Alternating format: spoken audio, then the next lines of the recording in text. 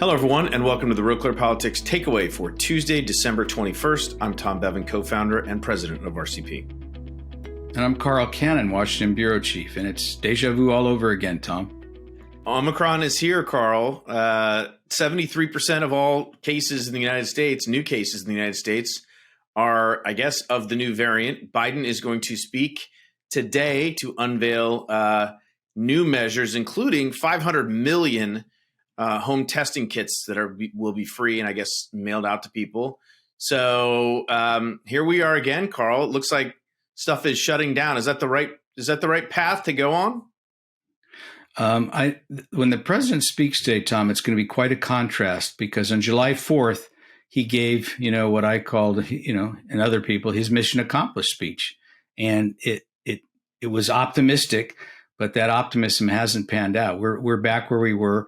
New York City, Broadway, Hamilton's canceling shows. The Rockettes are not doing their Christmas performances now. The National Hockey League is just canceling games. My Seahawk game got delayed and moved to tonight, as a matter of fact. Yeah, I think the Washington football team plays tonight too against the Eagles.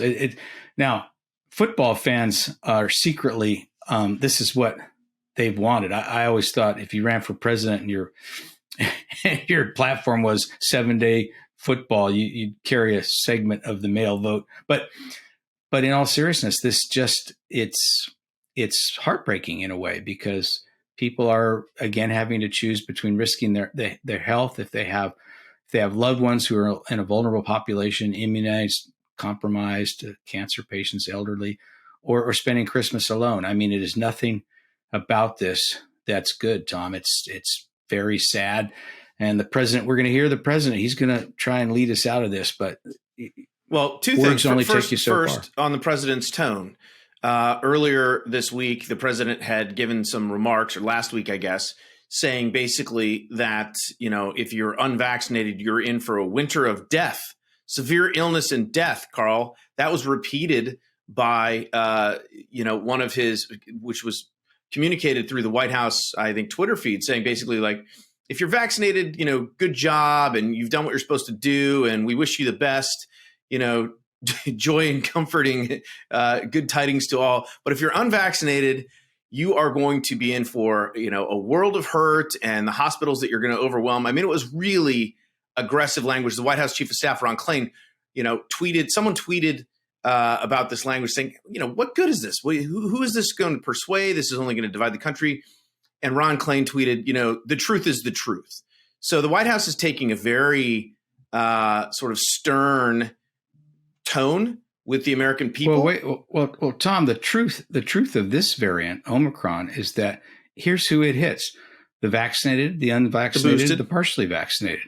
I mean, that's who is, Senator Cory Booker and Senator Elizabeth Warren got it. Larry Hogan, the governor of a neighboring state of mine, Maryland, got it, a House member. Jen Psaki, the White House press secretary, admitted there are breakthrough cases. That's the term they use on the White House staff. So, Carl, the question is, why is the administration taking this kind of tone? Why use this kind of rhetoric?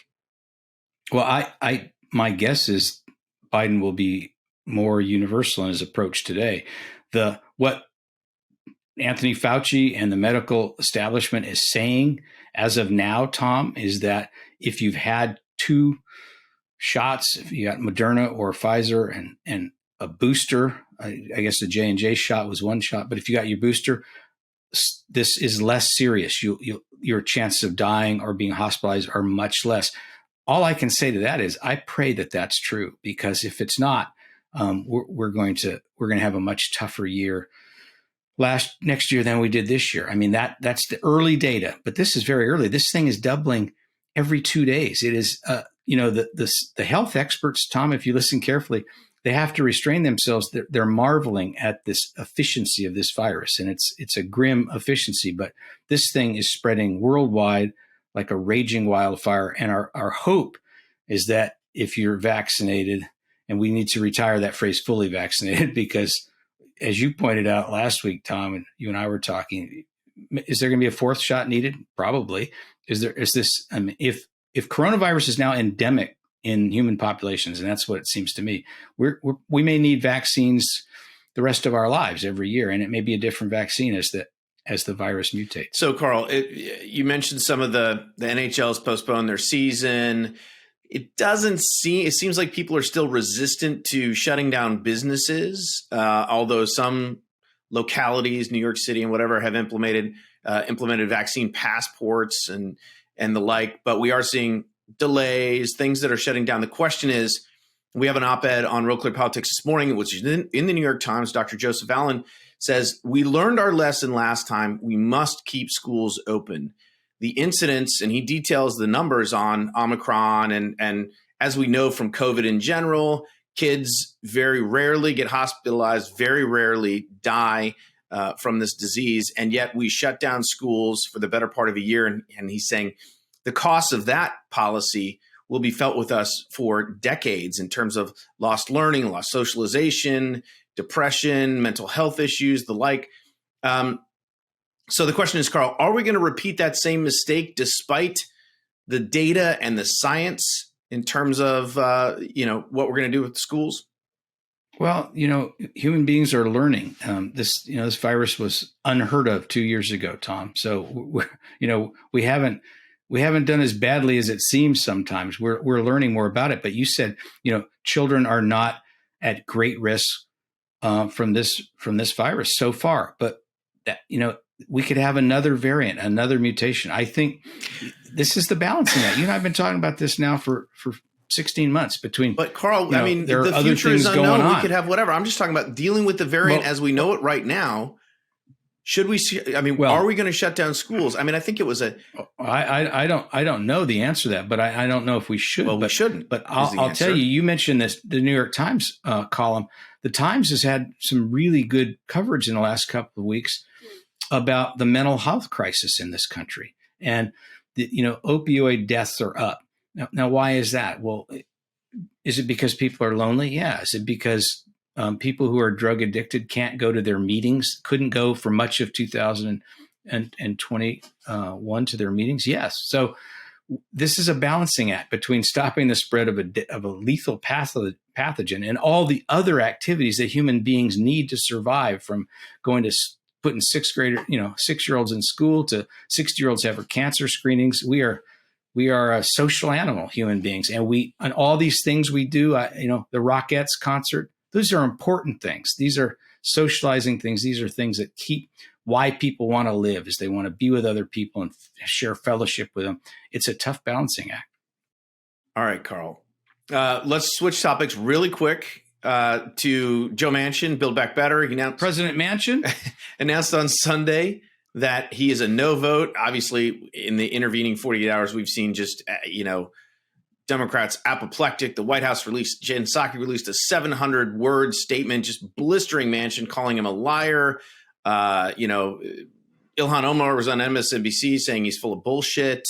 It was just on and on and on. Democracy's dead because Joe Manchin decided to vote his what he's saying is his conscience. Some other Democrats were saying, look, this isn't over. We're going to reboot after the new year. And Manchin has maybe indicated that if they rewrite the bill, he's open to potentially looking at it. What do we make of all this, Carl? How big of a blow is it to Joe Biden politically and the Democrats? And beyond that, how big of a blow is it to the country? If you think this was good legislation that needed passage, as the Democrats seem to believe.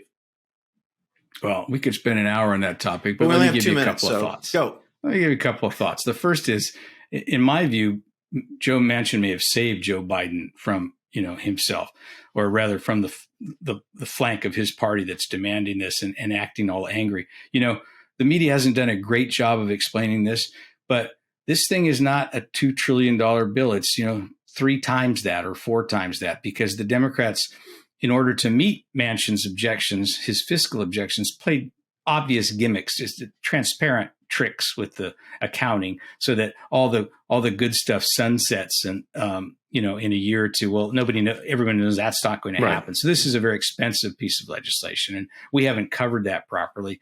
But what Manchin, this idea though that they want to drive, well, first of all, that they think because the Senate's 50-50. So but they get the tie-breaking vote because Kamala Harris is vice president. Joe Manchin's pointed this out, and other people should too. They're acting like they've got a 70-30 majority. I mean, they're trying to ram through some of the most aggressive social legislation in 3 generations with a tie vote. Why is that the threat to democracy? I don't even get that line of argument.